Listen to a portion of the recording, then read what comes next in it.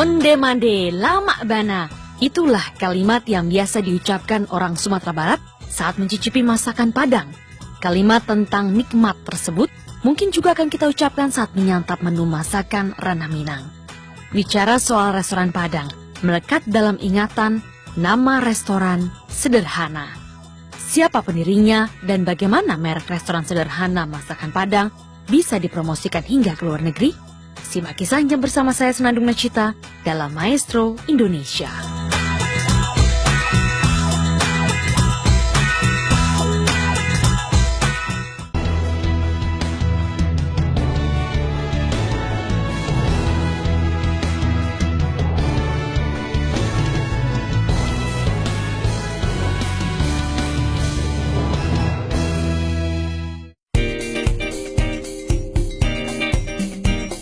Pria berusia 74 tahun ini namanya Bustaman.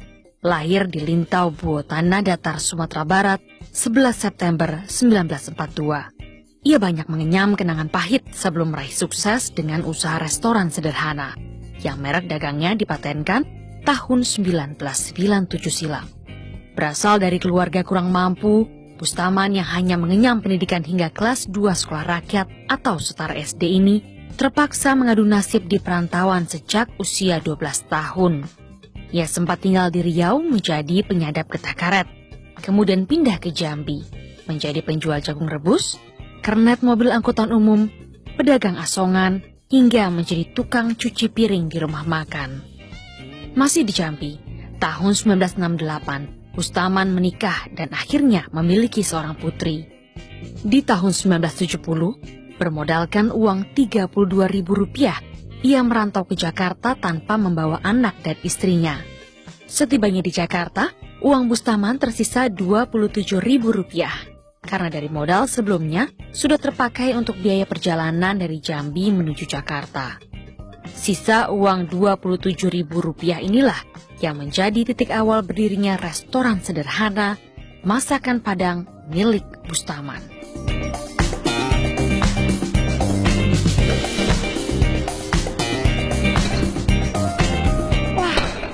Pak Bustaman. Wih.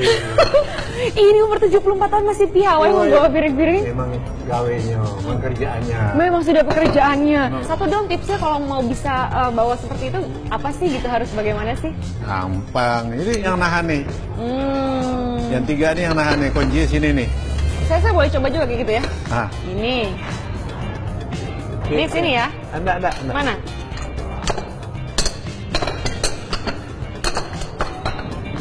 Sebetulnya ada gini nih. Ya, ini dijepit begini. Jepit gini nih. Jepit. Baru masuk sini. Pegang jepit. sama ini. Masuk sini ya. Dua nih ya. Bisa loh 2 piring, hanya 1, 2, 3 jari. Jadi ini gini. Oke. Ya kan? Nanti saya kursus lebih lengkap lagi sama Pak Bustaman, tapi pasti saya masih mau ngobrol panjang lebar soal bagaimana mengembangkan sederhana ini. Pasti boleh sambil duduk di sini berarti ya Pak Bustaman ya?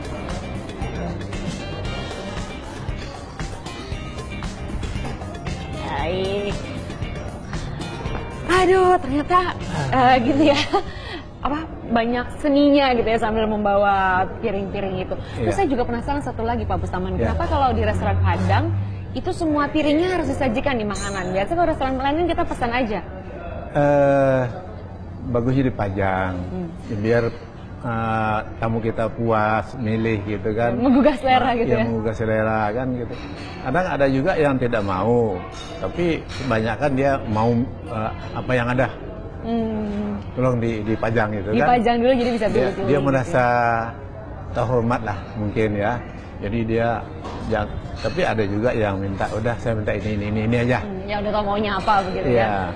Nih yang jelas dari sekian banyaknya restoran Padang Indonesia, siapa yang tidak kenal dengan sederhana begitu ya. Iya. Nah, perjalanan ke sederhana ini sebelum sampai di sana saya mau bicara tentang masa muda Pak Bustaman dulu. Ini kan dulu awalnya merantau dan tidak langsung buat restoran, tapi sempat jadi penjual rokok, betul ya? Betul. Kemudian jadi tukang cuci piring juga. Dulu. Pernah juga ya Pak ya, pokoknya segala macam. Ini alasan pertamanya merantau ini kenapa nih Pak? Ya mencari penghidupan lah. Penghidupan. Iya. Karena di kampung itu kan hidup susah. ya apalah paling tani kalau di kampung kan sawah itu kan ya. Nah pergilah merantau ikut bapak. Bapak kerjanya tukang nyadap karet di Riau kan. Nah kita dibawa sama bapak ke Riau. Nah, kita baru kelas 2 SR kan. Nah saya kira waktu itu bapak mau nyekolahkan saya di sana. Ternyata enggak. Ikutlah nyadap karet sama bapak sana. Umur 12 tahun. Umur 12 tahun itu yang pertama Ya, kali ya ikut betul. nyadap karet. Jadi setelah itu saya dari Riau merantau ke Jambi. Tahun 55 merantau ke Jambi, umur 13 tahun. Ya kan? Ada paman di sana, supir bus. Nah, jadi waktu itu saya pergilah berangkat sama bule gitu ya, adik emak sama anaknya satu, kita merantau ke Jambi ikut paman ini kan. Ya ternyata sampai di Jambi paman nanya sama saya, kamu datang ke sini mau ngapain, mau sekolah nggak? Saya bilang nggak, saya nggak mau sekolah mak, saya mau ya kerja aja lah. Nah pertama itu kita sama bule tadi, kebetulan musim jagung waktu itu kan. Dulu jagung kan tidak seterusnya ada, musim-musim dulu kan. Ya, waktu musim jagung kita ngerebus jagung lah. Bule tadi di bawah jembatan kan, merebusnya saya yang jujung, dijajakan ke pasar. Jagung rebus, ange-ange kan gitu, di jujung kan. Jagung, sini. Buka lah jagungnya kan, bukain, pilihkan yang muda gitu kan. Nah itu. Jadi habis musim jagung, saya akhirnya jadi kenek. Oh, sempat jadi kenek juga. Pokoknya berbagai macam pekerjaan sempat dijajal begitu ya. Sampai akhirnya ke Jakarta dan katanya di Jakarta ini juga ingin mengadu nasib membawa bekal uang Rp32.000. Iya. Betul ya Pak? Dapat dari mana Rp32.000 itu? Kebetulan saya ikut paman. Mulai bergabung sama paman tahun 66. Jualan di kaki lima juga. Nah, jadi boleh bergabung sama paman ini jualan ya pakai gerobak juga kan. Ada kelontong-kelontong rokok dikit-dikit lagi gitu kan. Nah, kemudian dapat mengembangkan jualan sembako di depan situ juga. Jadi uang yang 32.000 tadi sampai di Jakarta 27.000 lagi. Habis buat ongkos. Habis ongkos 5.000 di jalan kan selama 5 hari waktu itu ke Jakarta ini. Jauh dulu Jakarta ini nggak kayak sekarang. 27.000-nya apakah buka usaha kelontongan atau langsung buka warung Padang? Enggak, jualan rokok di kaki lima di Matraman situ. Iya. Matraman pojok di bawah pelopor itu kan dapat sekarang udah sepi sekarang kan ya. Akhirnya kapan memutuskan mau coba jual masakan Padang? Nah, jadi memang udah kepepet. Nggak ada jalan lain lagi. Waktu dia jualan rokok itu ada peristiwa berantem orang Padang sama preman sana.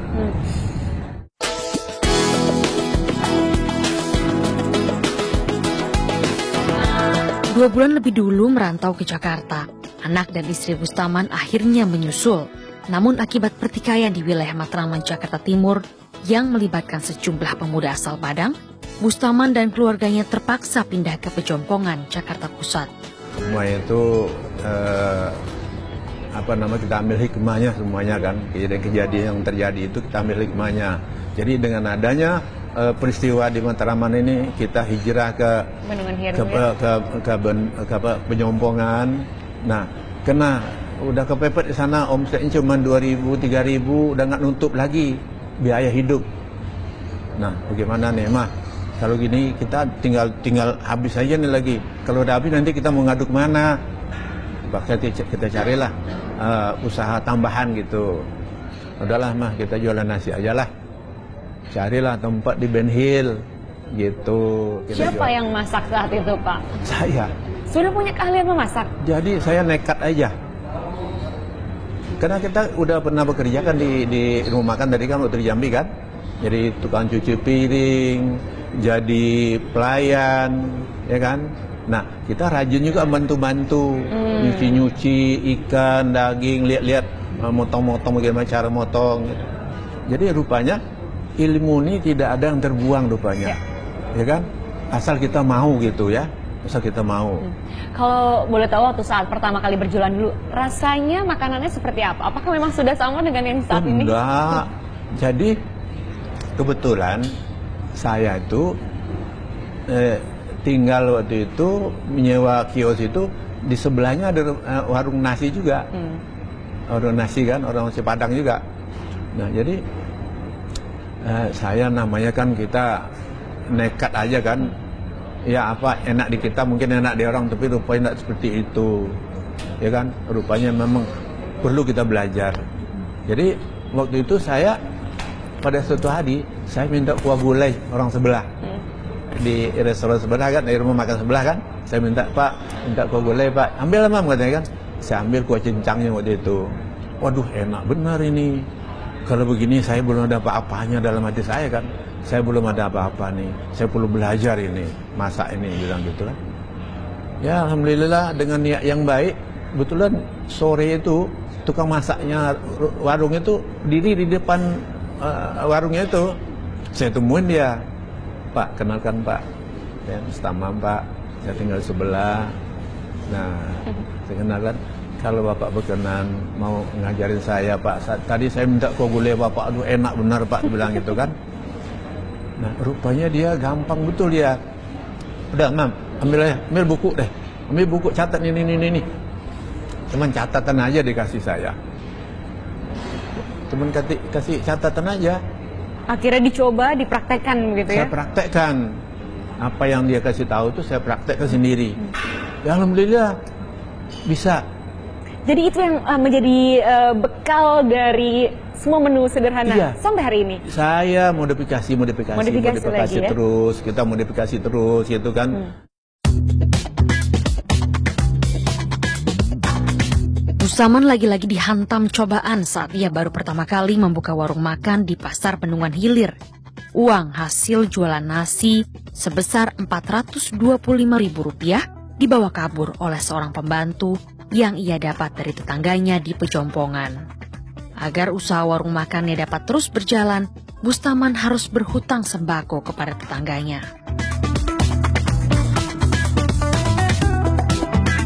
Dengan banyaknya cobaan, kenapa Bustaman masih bersikukuh untuk membuka warung masakan Padang? Kenapa tidak beralih ke usaha lain? Karena kita dulu waktu di Jambi itu, di sebelah kita itu ada rumah makan juga, rumah makan Padang. Jadi saya termotivasi oleh orang sebelah itu, bapak itu. Ya Allah, kapan saya bisa kayak bapak ini, saya bilang gitu kan. Kayak bapak sama ibu yang dia suami istri kan. Wah gagah, dia pakai mobil kan, belanja ke pasar pagi. Waduh ya Allah, kapan saya bisa kayak bapak ini, bilang gitu. Termotivasi waktu itu. Awal kita mulai memasak untuk jualan itu, panci tempat masaknya sebesar ini. Kadang-kadang restoran bawa dengan becak itu, kadang-kadang terbalik becak, habis tumpah.